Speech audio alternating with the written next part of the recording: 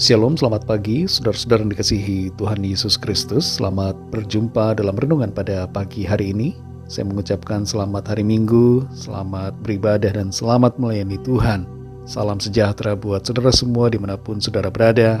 Damai dan sukacita oleh Roh Kudus melimpah senantiasa dalam hati dan kehidupan saudara semua.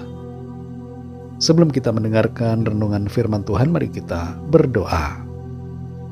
Bapa, dalam nama Tuhan Yesus Kristus, kami bersyukur untuk pagi hari ini, di hari yang baru ini, hari Minggu yang indah. Kami bersyukur karena berkat kemurahan Tuhan, Tuhan sudah menolong kami di sepanjang minggu yang sudah berlalu. Dan saat ini kami rindu diperlengkapi dengan kebenaran firman-Mu.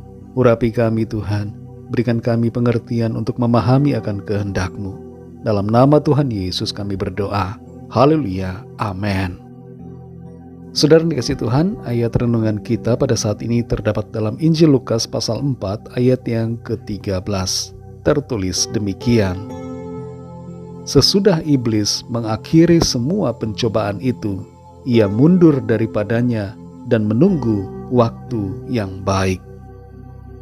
Saudara yang dikasihi Tuhan, satu hal dari diri kita yang terkadang kalah dari iblis adalah soal ketekunan.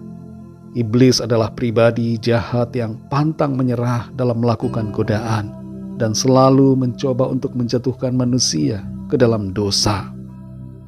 Kita perhatikan dalam Lukas 4 ayat 13 ini tertulis, sesudah iblis mengakhiri semua pencobaan itu, ia mundur daripadanya dan menunggu waktu yang baik.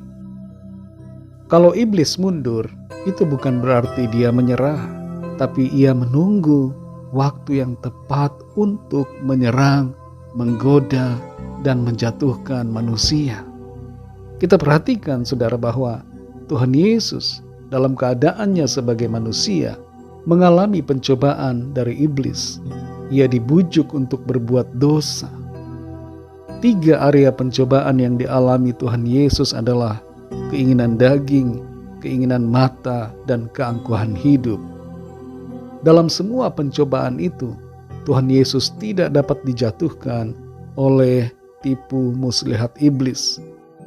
Setelah mengalami kegagalan, apa yang dilakukan oleh iblis? Apakah ia menyerah? Tidak, saudara. Ayat ini berkata, ia mundur daripadanya dan menunggu waktu yang baik. Iblis punya strategi dan ia tahu mengatur waktu kapan harus menyerang, kapan harus mundur. Iblis juga dapat mengira-ngira kapan seseorang sedang dalam posisi yang lemah. Satu hal perlu kita mengerti, bahwa iblis tidak maha tahu. Iblis hanya menduga dan mencoba menguasai keadaan manusia. Tuhanlah yang maha tahu, Tuhan yang mengerti sampai kedalaman isi hati kita. Menghadapi strategi iblis, kita perlu selalu berjaga-jaga agar jangan sampai kita lengah dan lemah, lalu jatuh terjebak dalam siasatnya. Dalam 1 Petrus 5 ayat yang ke-8, di situ tertulis, sadarlah dan berjaga-jagalah, lawanmu si iblis berjalan keliling sama seperti singa yang mengaum-aum dan mencari orang yang dapat ditelannya. Di hari yang semakin jahat di mana kita hidup sekarang ini, begitu banyak orang terpesona dengan hal-hal yang berkaitan dengan kuasa kegelapan, ramalan, perdukunan, dunia paranormal menjadi digandrungi dan dianggap hal yang biasa. Begitu juga dengan ilmu putih, banyak yang menyukai untuk mempelajarinya. Ada banyak orang yang mengira bahwa mereka dapat berkawan atau bersahabat dengan setan. Sebagian lagi mengira ilmu putih itu bukan dari iblis. Padahal kita tahu iblis dapat menyamar seolah seperti malaikat. Dalam 1 Petrus 5 ini kita diingatkan tentang maksud dan tujuan dari iblis atau setan. Iblis tidak punya niat apa-apa selain daripada niat dan rencana yang jahat. Setan adalah musuh kita, dan setan tidak menginginkan apapun selain dari kehancuran kita. Dalam Yohanes 10 ayat 10 di situ tertulis bahwa tujuan iblis adalah untuk mencuri, membunuh, dan membinasakan. Tapi Tuhan Yesus datang untuk memberikan hidup dan hidup yang berkelimpahan. Saudara dikasih Tuhan, menyadari bahwa iblis tidak pernah menyerah dalam mencari kesempatan untuk menyerang dan menjatuhkan, mari kita tetap waspada dan berjaga-jaga dengan cara mengendalikan diri. Pengendalian diri berarti menjaga persekutuan kita dengan Tuhan dan hidup dalam pimpinan Roh-Nya. Dalam Galatia 5 ayat 16 dikatakan, "Jika kamu hidup oleh Roh, kamu tidak akan menuruti keinginan daging." Mari saudara, hidup dalam pimpinan Roh Kudus, sehingga kita dapat melawan segala tipu muslihat iblis. Mulailah setiap hari kita dengan firman dan doa. Berkomunikasilah dengan Tuhan di sepanjang hari, dalam aktivitas kita, saat kita bekerja, saat di rumah, dimanapun kita berada. Jaga hubungan kita dengan Tuhan. Kenalilah kelemahan kita di aspek apa saja, dan mintalah kekuatan Tuhan untuk menolong kita untuk berubah seturut kehendak-Nya, sehingga ketika kita dicobai oleh iblis, kita tidak akan kalah, tapi akan mengalami kemenangan. Kasih karunia Tuhan akan menolong dan memampukan kita untuk terus setia dan berkemenangan oleh kuasa Tuhan. Mari kita berdoa. Bapa, dalam nama Tuhan Yesus Kristus, kami bersyukur untuk firman-Mu yang sudah kami dengar pada saat ini. Firman-Mu yang memberikan kami tuntunan untuk kami berjaga-jaga, waspada dengan berbagai strategi siasat iblis yang mencoba untuk menggoda dan menjatuhkan kami. Kami akui kami tidak mampu dengan kekuatan kami sendiri. Karena itu kami mohon pertolongan Tuhan.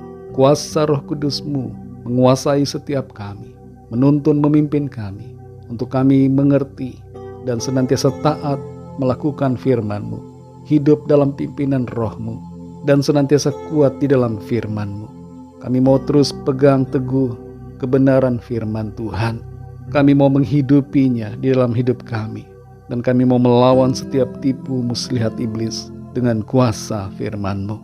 Terima kasih Tuhan untuk firman-Mu yang memberikan kami kekuatan, dan kami percaya kami akan selalu berkemenangan di dalam Tuhan. Berkatilah kami Tuhan di sepanjang hari ini dalam segala aktivitas kami. Pimpin kami dan berikan kami hikmat untuk bertindak dan berlaku sesuai dengan apa yang menjadi kehendak Tuhan. Segala masalah pergumulan kami serahkan ke dalam tangan Tuhan. Segala kekhawatiran, segala ketakutan kami mau serahkan dan letakkan di bawah kaki-Mu. Biarlah Tuhan yang menolong, melawat kami, dan terus memimpin kami masuk dalam rencana-Mu. Dalam nama Tuhan Yesus Kristus, Tuhan dan Juru Selamat kami sudah berdoa dan mengucap syukur. Haleluya. Mari sama-sama kita berdoa, doa Bapa kami. Bapa kami yang di sorga, dikuduskanlah nama-Mu, datanglah kerajaan-Mu, jadilah kehendak-Mu di bumi seperti di sorga. Berikanlah kami pada hari ini makanan kami yang secukupnya, dan ampunilah kami akan kesalahan kami, seperti kami juga mengampuni orang yang bersalah kepada kami. Dan janganlah membawa kami ke dalam pencobaan, tetapi lepaskanlah kami daripada yang jahat, karena Engkaulah yang punya kerajaan dan kuasa dan kemuliaan sampai selama-lamanya. Amin.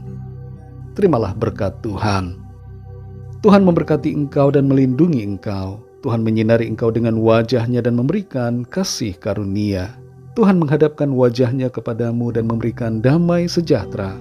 Berkat anugerah dari Bapa Surgawi, cinta kasih karunia dari Tuhan Yesus Kristus, dalam persekutuan dan penghiburan Roh Kudus, menyertai kita semua sekarang ini dan sampai Maranatha Tuhan Yesus datang kembali, bahkan sampai selama-lamanya. Dalam berkat nama Tuhan Yesus Kristus. Haleluya. Amin. Puji Tuhan, saudara dikasih Tuhan, saya percaya firman Tuhan menjadi berkat dan kekuatan buat saudara semua, dan Roh Kudus akan menolong saudara untuk lebih lagi memahami kebenaran firman Tuhan. Tuhan Yesus memberkati saudara semua. Sampai jumpa dalam renungan yang berikutnya. Haleluya.